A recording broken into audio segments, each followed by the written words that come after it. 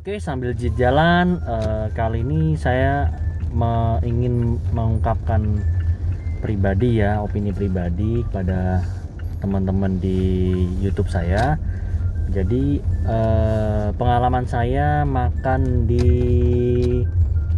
The Sensei. Jadi The Sensei Jogja ya. Jadi saya pernah ke sana tempo hari dan saya sempat foto-fotoin di Instagram. Dan saya sempat juga videoin receh-receh ya, videoin simpel-simpel. Tapi ini saya ingin memberikan opini pribadi. Kenapa? Karena tempatnya menurut saya sangat ikonik ya. Dan saya mau memberikan tanggapan pribadi. Ini saya berada di jalan, jadi mungkin nggak pakai kamera belakang. Tadi saya pakai kamera depan aja. Yang pengalaman pertama saya adalah satu, tempatnya bagus. Kedua, bagaimana dia untuk nge-build promotion in Instagram itu benar-benar bagus dan oke menurut saya ya. Lalu di sana yang saya senang adalah kejujuran dalam pemberian harga. Jadi banyakkan tempat-tempat besar, resto besar, kafe besar itu selalu enggan untuk memberikan harga menu, enggan memberikan harga menu yang belak-belakan gitu ya. Nah, di sini beda. Di sini dia open harganya berapa, dia berikan juga gambarnya. Jadi kita nggak secara pilih-pilih kucing dalam karung ya kalau saya bilang ya. Jadi saya senang banget di sini. Dan yang saya senang adalah memberikan reservation, ada reservasi. Nah, ini termasuk triki dagang yang bagus menurut saya di Sensei Jogja ini. Kenapa? Karena kemungkinan besar orang yang mungkin melihat itu akan berasumsi bahwa tempat ini ramai sekali loh. Tempat ini you butuh reservation dulu loh. Dan hotel-hotel besar yang mempunyai restoran pun pada saat saya pernah melakukan reservasi itu tidak se-fast respon di The Sensei Jogja. Jadi bisa saya bilang telemarketingnya pun atau mungkin CS-nya pun yang menghandle WhatsApp-nya itu pun termasuk aktif ya. Saya bilang termasuk aktif. Saya nggak tahu apakah ini sudah memang SOP mereka ataukah ya karena masih baru-baru aja jadi mereka begitu. Jadi pertahankan aja, itu bagus.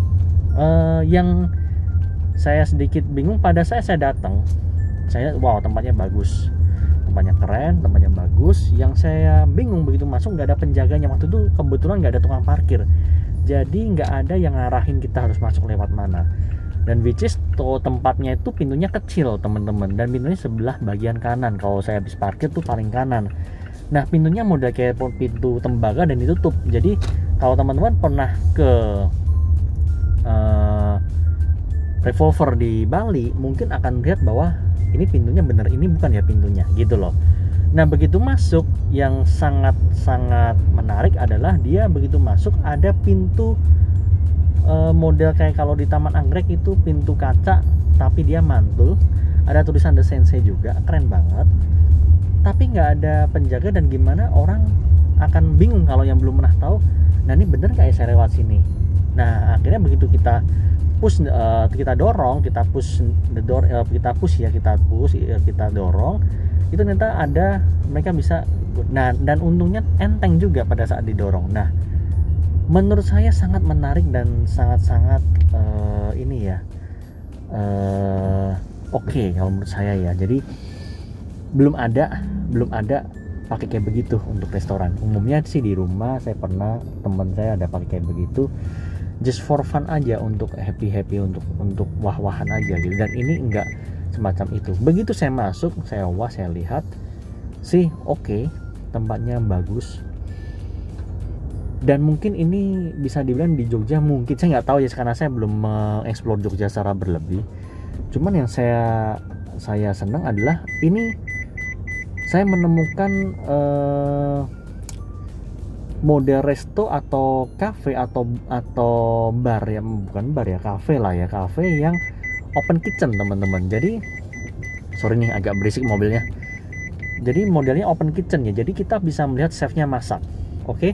Dan chefnya pun terlihat profesional. Kenapa? Karena dia memakai sarung tangan which is itu seperti master chef gitu ya, dan pada saat memasak dia untuk appetizer atau apa itu dia tidak memakai sendok ya, memakai takaran. Jadi menurut saya wow, ini kayaknya sih profesional ya, cuman kita nggak tahu apakah gayanya doang atau gimana.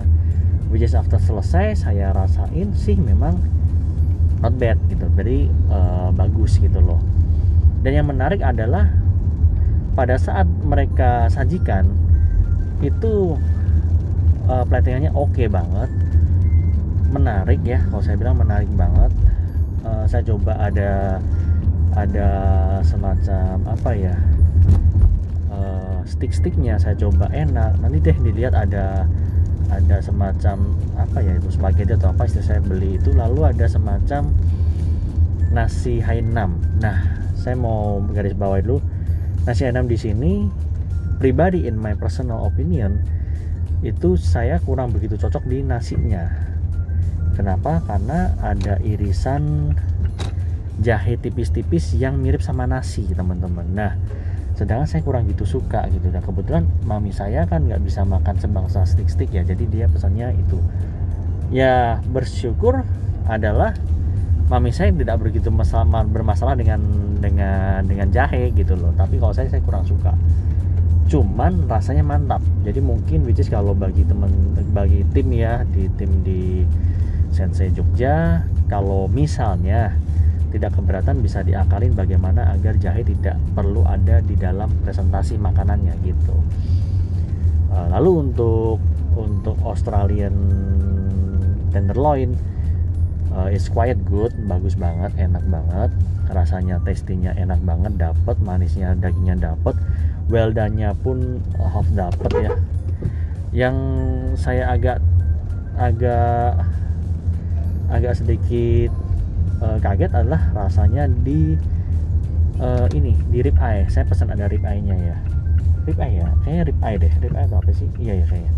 Nah, di situ di ribsnya. Itu menurut saya rasanya kurang begitu oke ya. Cuman bagi teman-teman yang suka, jadi gini deh. Bagi teman-teman yang suka rasanya lebih dagingnya agak keluar tastinya, mungkin teman-teman boleh coba tenderloin. Tapi kalau teman-teman lebih suka yang rasanya itu tidak begitu berasa terlalu manis untuk rasa dagingnya, mungkin boleh coba ribsnya. Saya kebetulan suka yang tenderloin, jadi saya secara pribadi lebih senang Australian tenderloin. Dan saya nggak pesan wagyu karena anak saya nggak suka waktu itu, maunya cuman yang sepele-sepele aja. Nah, kalau di wagyu dia ada promo, sepertinya lagi ada promo di wagyunya, dia dapat free apa gitu. Oke, itu untuk main course-nya ya. Lalu untuk minumannya saya pesan ada coklat, es coklatnya quite good, cukup enak. Presentasinya oke. Jadi di sini tuh lebih bisa dibilang fine dining ya sebenarnya ya. Lalu istri saya ada pesan air mineral, bisnis air mineralnya itu ternyata di kita orang pakai air mineral, bukan air mineral sebangsa aqua ya, tapi air mineralnya khusus ya. Ada kok, kayaknya saya ada pasang fotonya kok. Enak, cukup gimana ya, cukup bisa dibilang wow, ini kayaknya air putih mahal deh gitu loh. Oke, saya sempat merasakan ada seperti itunya, dan saya cobain memang oke lah, walaupun mungkin ya cuman air putih gitu. Lalu saya udah coba juga apa ya, oh ya, saya coba yang paling mengesankan buat saya secara pribadi adalah dessertnya sih saya bilang luar biasa awesome banget, karena saya emang penggemar atau pemuja dessert ya. Jadi saya pertama kali pengen melirik The Sensei itu karena saya melihat dessertnya dia, platingan dessertnya dia dan presentasi dessertnya dia itu oke banget. Saya nggak melihat saya nggak melihat cara buatnya dessertnya karena mungkin kita lagi makan main course-nya, jadi kita nggak bisa ngeliat di dalam kitchen-nya, dan mungkin ngerjainnya pun juga di yang bagian dalam ya, bukan di bagian open kitchen-nya. Jadi kita mungkin nggak bisa tahu gitu loh. Cuman dessertnya saya minta 4, waktu itu saya reserve, saya bilang ke tim untuk saya minta dibikinin 4-4-nya itu berbeda semua. Saya nggak mau tahu deh apa, pokoknya berbeda semua. Dan they did it well, benar-benar bagus banget. Saya sangat kaget, rasanya pun enak. Yang saya paling suka adalah yang kayak istri saya tuh makan yang model kayak ada putih-putih ice-nya, ada semacam kayak merah-merahnya, whatever is it. Mungkin ada kok di gambar saya di Instagram, semoga dicek aja.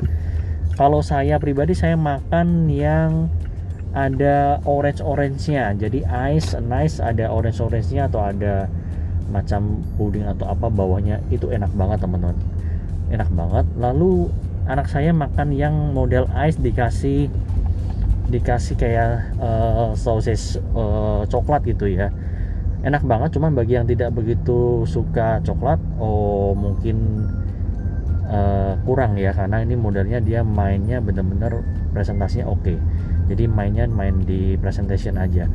Lalu mama saya pesen yang model, mama saya dapat jatah yang potting. Sayangnya mama saya nggak suka coklat, jadi pottingnya kagak dimakan gitu loh.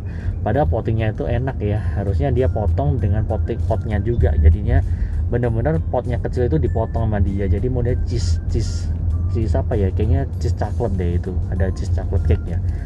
Itu enak banget teman-teman, boleh kalian coba, saya recommended banget. Kalau harganya gimana, hopefully bagi teman-teman yang tidak bermasalahkan harga, boleh dicoba. Kita kemarin berempat ya, kita habis kayaknya berapa ya, saya nggak lupa deh, plus minus siapin uang 1 juta sih kayaknya, segitu ya.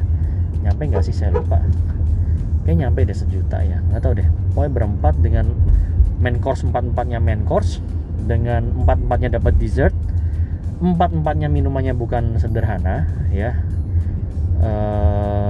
Lalu apalagi nanti deh kalau sempet saya kasih ininya deh, saya kasih totalannya kalau ada nanti ya, saya planning ke teman-teman.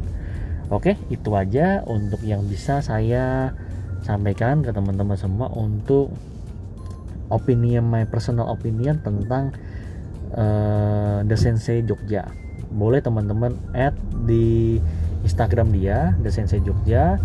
Boleh juga follow saya di Nom Solo. Mungkin kalau ada teman-teman yang mau di review atau opinion by saya bisa, tapi ya itu ya, saya opininya karena saya tidak mau berbohong, jadi opini saya pasti open ya. Jadi saya nggak mau yang bohong nutupin, kan selera ya. Kalau selera kan beda, selera saya nggak enak, mungkin buat teman-teman enak ya kan. Itu aja teman-teman, thank you udah dengerin personal opinion saya terhadap The Sensei Jogja. Mungkin saya akan balik lagi kok di sana karena makanannya enak, terlebih dessertnya luar biasa, saya demen, oke banget. Dan sukses terus ya untuk The Sensei Jogja. Oh ya, satu lagi teman-teman, The Sensei Jogja minta tolong kalau bisa untuk di IG-nya diadain location-nya di Sensei Jogja, karena di IG belum nongol ada The Sensei Jogjanya. Oke, thank you ya, thank you, bye bye.